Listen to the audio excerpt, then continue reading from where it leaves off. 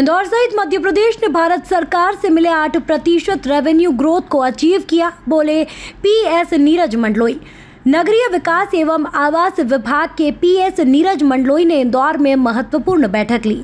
बैठक के बाद मंडलोई ने कहा, कोई नीतिगत निर्णय नहीं हुआ है। आचार संहिता से पहले तय हुई प्रचलित योजनाओं पर सामान्य बातचीत हुई। बातचीत में transit oriented development, metro corridor, TDR और कंपाउंडिंग पर चर्चा हुई। मंडलोई ने भारत सरकार से मिले रेवेन्यू ग्रोथ के 8% टारगेट को अचीव करने की बात भी कही है। रूटीन समीक्षा बैठक थी। जैसा कि आपको पता है, लोकसभा निर्वाचन की आदर्श आचरण संहिता लागू है, तो कोई नीतिगत विषयों पर चर्चा नहीं हुई। जो भी प्रचलित योजनाएं हैं, जो कार्यक्रम चल रहे हैं और राज्य सरकार के जो प्रमुख योजनाएं हैं, उनकी समीक्षा की गई। नगरीय क्षेत्र इंदौर की और उसके आसपास की वो सारे बिंदु जो प्रायोरिटी के हैं, उन पर विस्तार से चर्चा की गई।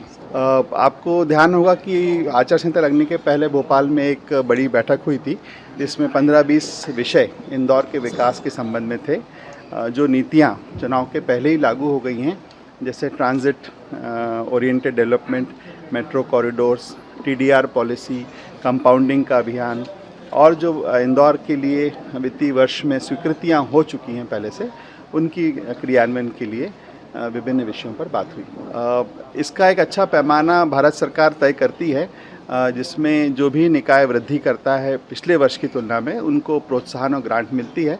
मुझे इस बात की खुशी है कि मध्य प्रदेश इंदौर सहित अपने सभी दावों पर पूरी तरह खरा उतरा है और जो हमको ग्रोथ का टारगेट भारत सरकार ने, भारतीय शासन के मंत्रालय ने दिया था 8% रेवेन्यू ग्रोथ का, वो हमने इस साल भी लगातार अचीव किया है। निकायों को आत्मनिर्भर बनाने के लिए टीडीआर पॉलिसी अभी लाई गई है, कंपाउंडिंग के रूल रिलैक्स किए गए हैं और लगातार नीतिगत रूप से कार्रवाई जारी है। भारत सरकार ने भी इसमें अधोसंरचना निर्माण के लिए पूंजीगत मद में कई नई योजनाएं चालू करी हैं, जिसमें विशेष रूप से विशेष केंद्रीय सहायता जो 50 वर्ष के लिए ऋण मिलता है इंटरेस्ट फ्री, उसमें भी बड़ी ग्रांट मिली है।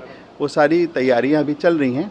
चूँकि आचार संहिता अभी लागू है, तो कोई नई योजना अभी नहीं ली गई है, ना कोई नई स्वीकृतियां हैं, परंतु जो भी योजना पहले से चल रही है, उन पर लगातार हम मॉनिटरिंग कर रहे हैं। विभाग का ई नगर पालिका पोर्टल, जिसमें हमारे सारे 413 निकाय जुड़े हैं, वो एक साइबर क्राइम का शिकार हुआ था और मुझे ये बताते हुए खुशी है कि हमारे पास बैकअप डेटा था।